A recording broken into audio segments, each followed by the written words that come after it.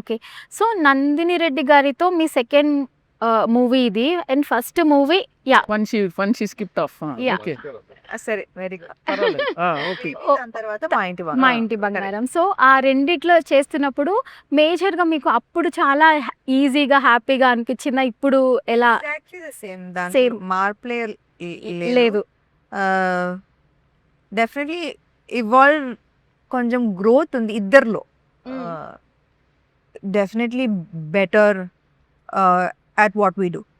అంటే ఇప్పుడు ఆ జోనర్ కంప్లీట్‌గా చాలా బబ్లీగా, క్యూట్‌గా ఉండే క్యారెక్టర్. ఇది కంప్లీట్ యాక్షన్ లాగా అనిపిస్తుంది కాబట్టి కంప్లీట్ యాక్షన్ ఏం కాదు. ఏం లేదా?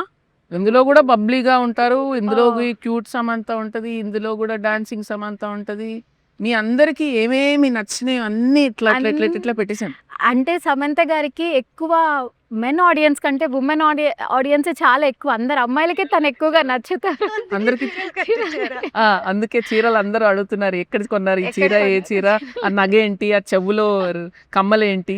అవును. ఎలా షాపింగ్ చేశారు అదంతా? అసలు అంత పర్టిక్యులర్ అంత మంచి సారీస్ అసలు అవన్నీ చూస్తే చాలా వింటేజ్ కలెక్షన్ లాగా అనిపిస్తున్నాయి. సారీస్ అని వింటేజ్ సారీసే. Yeah.